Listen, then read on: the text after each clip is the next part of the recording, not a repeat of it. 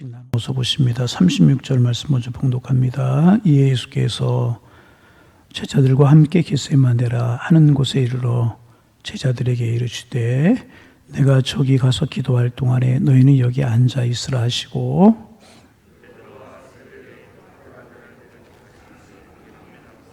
이에 말씀하시되 내 마음이 매우 고민하여 죽게 되었으니 너희는 여기 머물라 나와 함께 깨어 있으라 하시고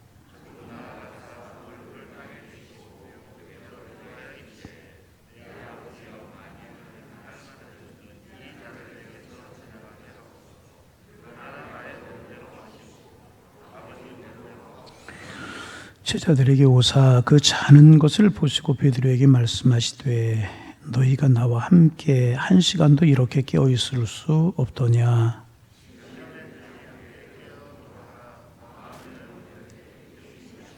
다시 두 번째 나아가 기도하여 이르시되 내 아버지여 만일 내가 마시지 않고는 이 잔이 내게서 지나갈 수 없거든 아버지의 원대로 되기를 원하이다 하시고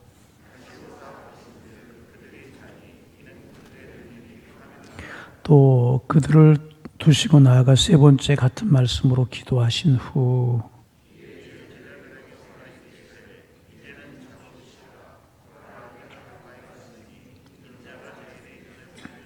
함께 보십니다. 일어나라 함께 가자 보라 나를 파는 자가 가까이 왔느니라.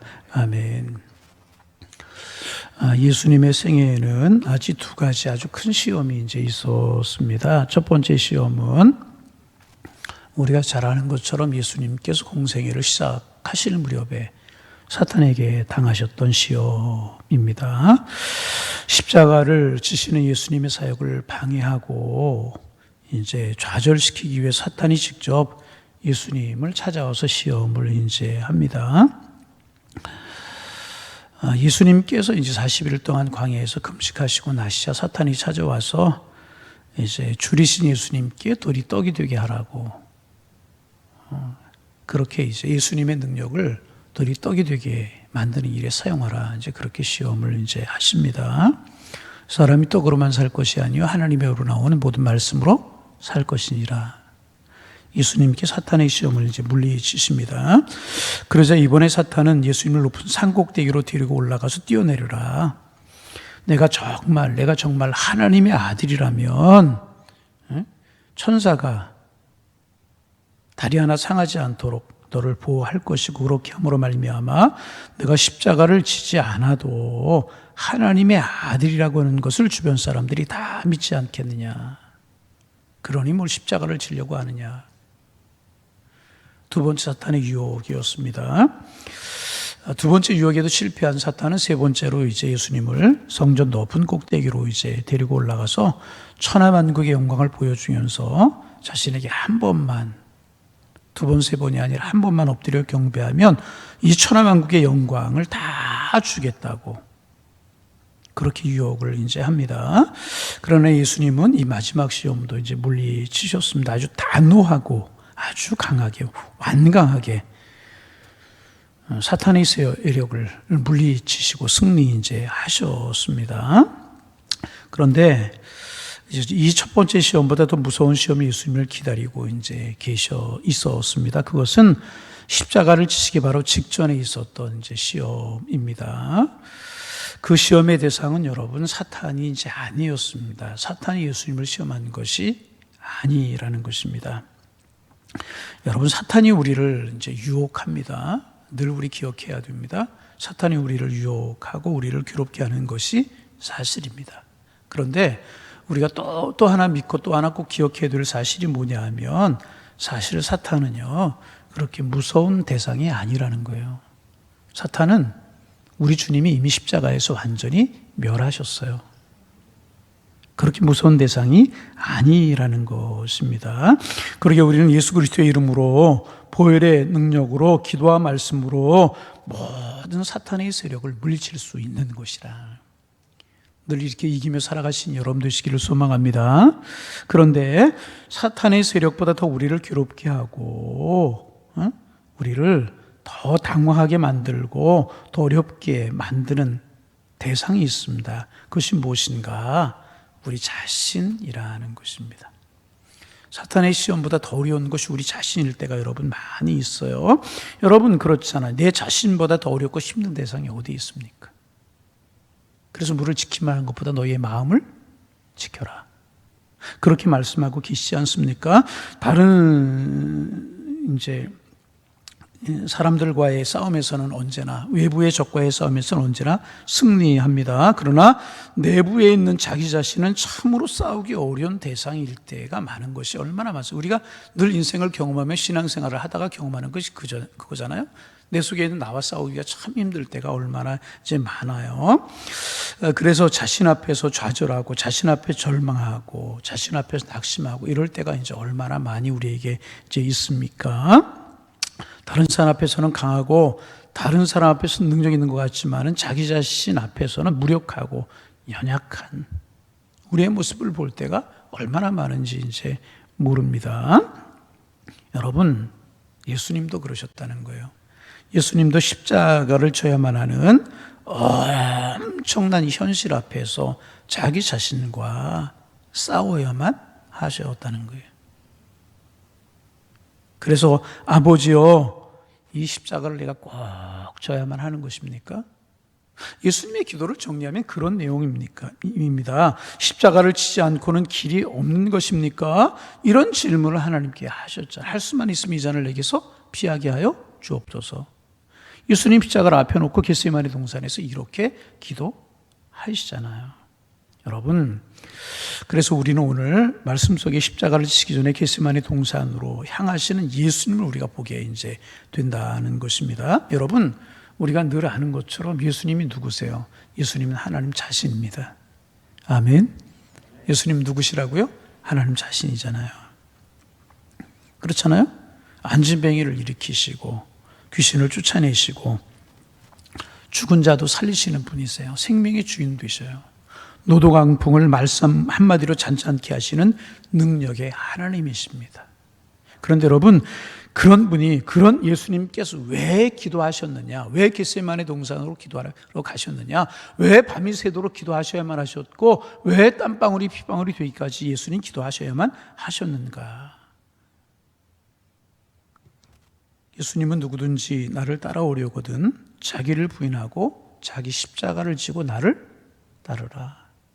예수님 그렇게 말씀을 이제 하셨습니다. 다시 말하면 십자가를 지기 위해서는요, 내 자신을 부인해야 되는 거예요. 누구를? 내 자신을.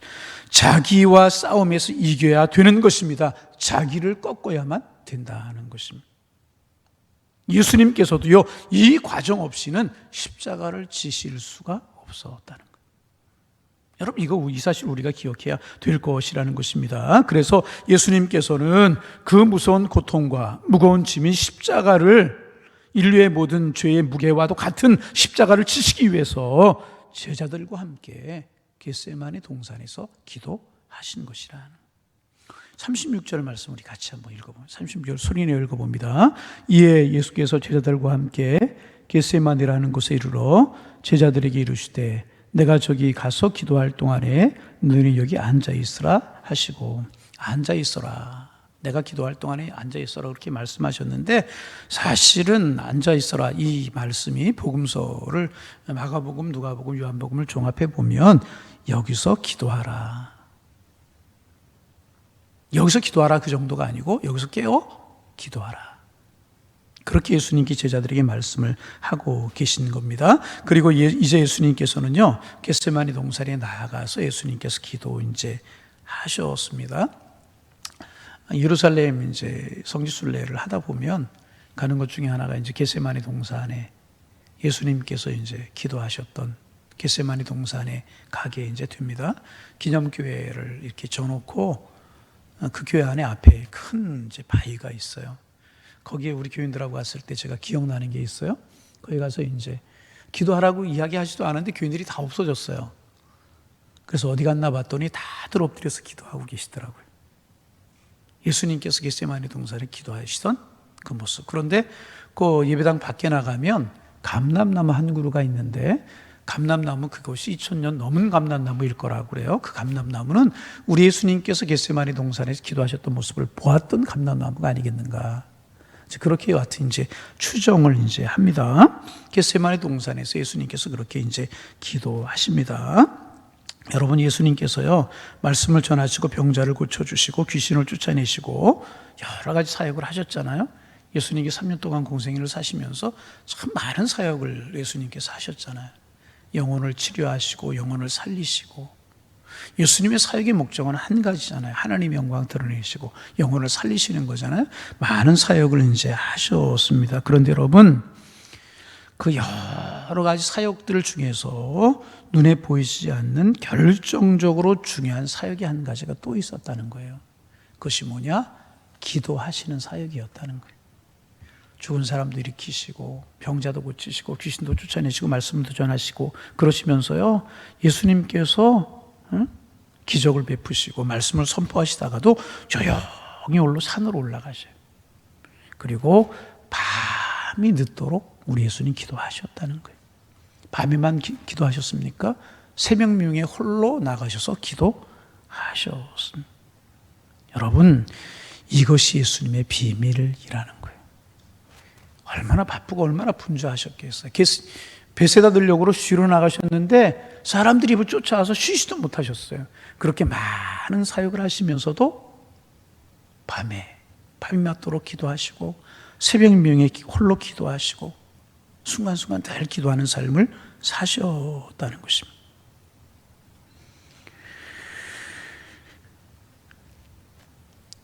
예수님께서 그렇게 능력 있고 예수님께서 그렇게 계속적으로 승리할 수 있었던 비결이 무엇인가? 물론 예수님 하나님이셨습니다. 그런데 중요한 것은 뭐냐 하면 언제나 우리 주님 기도하셨다는 거예요. 새벽이나 밤이나 항상 우리 예수님 기도하셨다는 것입니다. 여러분, 우리 이 사실을 꼭 알아야 될 것이라는. 그런데 그 예수님 뭐라고 말씀하시는 줄 아세요? 너희도 시험에 들지 않도록 깨어 기도하라. 누구도?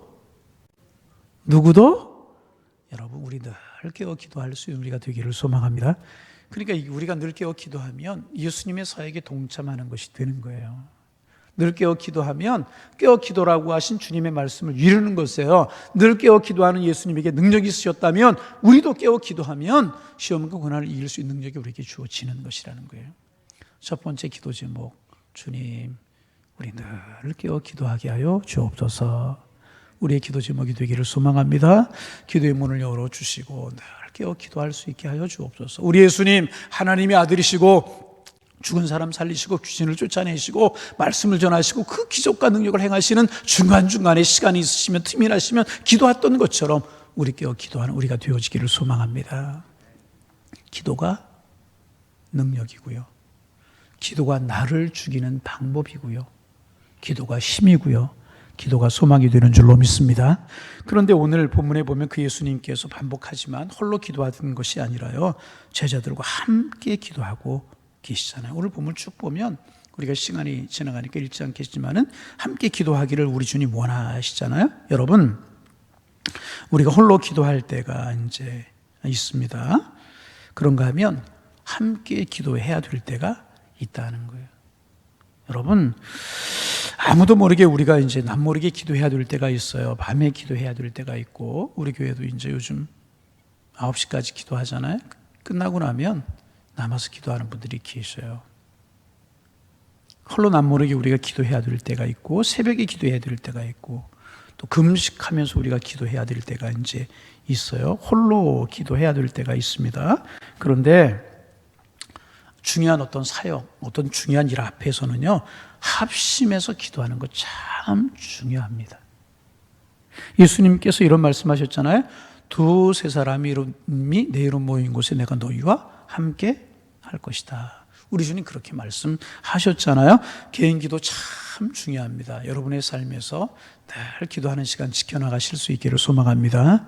기도하는 시간 갖는 거 참 중요합니다. 그런데 성령 받은 사람들이 합심해서 기도할 때 기적이 나타나고요, 능력이 나타나고 은혜가 나타나게 되는 것입니다.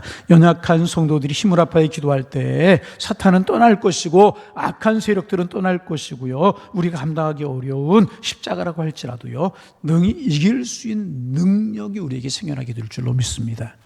혼자 우리가 기도해야 되지만 합심해서 기도하는 것도 중요한 것이라. 교회를 위해서, 교회 사역을 위해서 우리가 늘 기도해야 될 것이라. 예수님께서 함께 기도하기를 이제 원하셨습니다. 그래서 여러분, 반복하는 이야기지만은 그 주님 오늘 우리에게도 함께 기도하기를 원하신다. 여러분, 왜 이렇게 코로나19라고 하는 것 때문에 사람들 함께 모이기 이렇게 싫어하고 또 모이지 말라고 그러는데, 새벽에 우리는 하루도 쉬지 않고 몇 분이 모이든지 모여서 기도했잖아요. 위험한 일이 없고 그래서가 아니라 기도한 일이 중요하기에 기도하자는 거예요. 우리 기도하며 살아가는 우리 인생이 되기를 소망합니다. 그 주님 우리와 오늘도 함께 기도하기를 원하신다는 것입니다. 우리 주님 제자들과 깨어 기도하라고 말씀하셨잖아요. 깨어 기도하는 우리가 되어야 될 것이라고 하는 것입니다. 그래서 여러분, 늘 우리가 깨어서 기도하는 하나님의 사람들 되기를 소망합니다. 그런데 여러분, 이제 37절, 38절 우리 같이 한번 읽어볼까요? 37절, 38절 읽습니다. 베드로와 세베대의 두 아들을 데리고 하실새 고민하고 슬퍼하사 이에 말씀하시되 내 마음이 매우 고민하여 죽게 되었으니 너희는 여기 머물라 나와 함께 깨어 있으라 하시고 그렇게 말씀을 하셨어요. 여러분, 예수님의 기도 중에서 감사하는 기도가 있었겠죠. 찬양하는 기도가 있었겠죠. 시편에 보면 다윗도 감사하며 기도할 때 있었고 찬양하며 기도할 때 있고 그랬잖아요. 그런데 오늘 예수님의 기도는 어떤 기도였는가? 오늘 본문에 보면 내 마음이 매우 고민하여 죽게 되었으니 너희는 여기 머물러 나와 함께 깨어있어 기도하라. 그리고 37절에 고민하고 슬퍼하사 그렇게 기록하고 이제 있습니다. 예수님께서 내 마음이 심히 고민하여 죽게 되었다 그렇게 말씀을 이제 하셨습니다. 그러면 예수님께서 왜 이런 고통과 고뇌의 기도를 하셔야만 하셨는가? 왜 이렇게 고통과 고뇌의 기도를 하셔야만 하셨는가? 예수님께서 능력이 없으셔서 이렇게 고민하셨어야만 하셨는가? 예수님께 힘이 없으셔서 이렇게 고민하셨었는가? 아니잖아요. 예수님께서 자기의 죄 때문에, 그 죄책감 때문에 그렇게 고민하셨는가? 그래서 그렇게 울면서 기도하셨는가? 여러분, 그래서 예수님 그렇게 기도하셨습니까? 아닙니다. 예수님께서는요, 죽은 자를 살리시는 큰 능력이 있으신 분이십니다. 죄가 없으신 하나님 자신입니다. 고뇌할 필요가 없고 슬퍼할 필요가 없으신 분이 우리 주님이세요. 그런데 왜 우리 주님이 이렇게 고민하여 슬퍼 죽게 되었다고 우리 주님 그렇게 말씀하시고 제자들과 함께 기도하자고 말씀을 하셨습니까? 다른 이유 하나도 없어요. 딱 한 가지 이유예요. 무엇입니까? 사랑하시기 때문이었다는 거예요. 무엇이라고요? 사랑.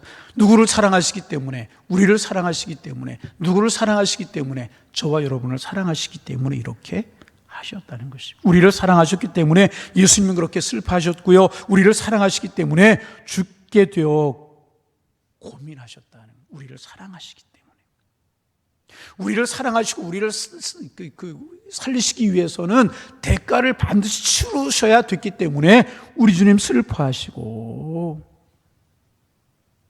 우리 주님 이렇게 고민하시고 이렇게 눈물로 우리 주님 기도하셨다는 것입니다. 그럼 여러분, 오늘 이런 질문 좀 한번 드리고 싶어요. 여러분, 우리가 기도하되 이런 기도, 예수님의 마음을 품고 기도하는 기도, 이런 기도 한번 우리가 드려 보셨습니까? 물론 우리 우리 자녀들의 진로와 장래를 위해서 기도하는 것 참 큰 기도 제목이잖아요. 자녀를 위해서 기도할 때 눈물이 나고 슬픔이 있을 수 있어요. 또 내 사업, 내 직장 여러 가지 우리가 기도할 때 마음의 짐이 되고 그런 거 사실이지 않습니까? 그러나 그런 기도 말고 사랑하기 때문에, 하나님 사랑하기 때문에, 하나님 사랑하기에 주일날 제가 말씀드린 것처럼 주님의 몸인 교회를 사랑하기에 사랑하라고 주신 성도들을 사랑하기에 성도들의 아픔과 교회 아픔과 하나님 나라의 아픔을 위해서 품고 눈물을 흘려 기도해 본 적이 있는가 하는 질문이라는 거예요. 그 주님은 고민할 필요가 하나도 없으신 분이시고 슬퍼할 필요가 하나도 없으신 분이고 아파할 필요가 하나도 없으신 분이고 눈물을 흘려야 될 필요가 하나도 없으신 분이셨어요. 그런 주님 눈물을 흘리시고 고뇌에 차시고 슬퍼하시면서 기도하셨다는 것입니다. 여러분 고난주간을 지내면서요 예수님의 마음 우리 마음속에 새겨지기를 원합니다. 그래도 이제 우리도 좀 거룩한 눈물을 흘릴 수 있는 우리가 이제 고난주간에 예수님 행적 묵상할 거 굉장히 많아요. 이번 고난주간에 예수님께서 십자가에 달려서 하셨던 7마디 말씀을 묵상할까 여러 가지 생각도 들었어요. 내년에 묵상하기로 하고 이렇게 한 주간 예수님이 십자가를 두고 있었던 여러 가지 사건들을 우리가 좀 묵상해야 되겠다. 그래서 우리가 월요일 날은 십자가가 도대체 뭐냐? 능력이다. 십자가를 바라보면 구원 없고 생명 없다. 이런 말씀. 어제 아침에는 그런데 십자가를 방해하는 무리가 있었다. 가룟 유다다. 가룟 유다는 도대체 어떤 사람이었느냐? 우리 속에 가룟 유다 같은 속성이 다 있었다. 오늘은 십자가를 앞에 놓고 기도하신 것처럼 주님 우리에게 기도하기를 원하신다. 내일 아침에도 이 게스마네 기도 조금 더 묵상할까? 그런 마음이 있어요. 중요한 건 뭐예요? 예수님 우리와 함께 기도하기를 원하신다는 거예요. 오늘 우리가 기도하기를 원하신다는 거예요.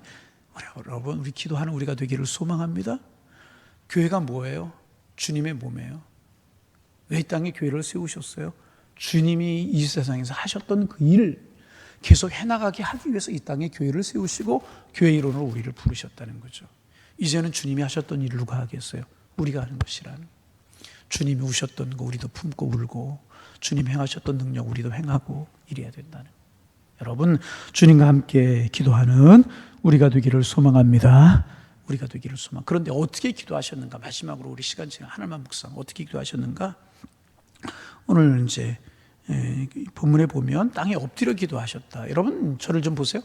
유대인들은 주로 기도할 때 그렇게 기도하지 않았어요. 주로 서서 하늘을 향하여 손을 들고 기도하고 그렇게 기도했다고 그래요. 예수님은 땅에 엎드리셨어요. 얼굴을 땅에 대셨어요. 뭐예요? 그만큼 간절하셨다는 거예요. 누구를 위해서? 예수님 자신을 위해서가 아니라 우리를 위해서. 하나님의 뜻이 이루어지기 위해서. 예수님의 모습을 보면서 구약의 두 사람이 생각났어요. 엘리야와 히스기야가 생각났어요. 벽을 보고 기도하고 기대하면서 지중해 쪽을 바라보며 기도하라고 했던 그 엘리야가 그렇게 간절함으로 기도했어요. 여러분 우리의 기도가 이렇게 간절하기를 소망합니다. 하나님의 나라의 위해서 몸되신 교회를 위해서 우리가 기도하되 한시 동안 깨어있을 수 없더냐 이 말씀을 우리가 마음속에 기억함으로 깨어 기도하는 우리가 되어서 주님의 사역에 동참하고 주님 앞에 기쁨이 되고 주님의 뜻을 이루어드리는 우리 모두 다 되실 수 있기를 주님의 이름으로 축원합니다. 축원합니다. 기도하겠습니다. 하나님.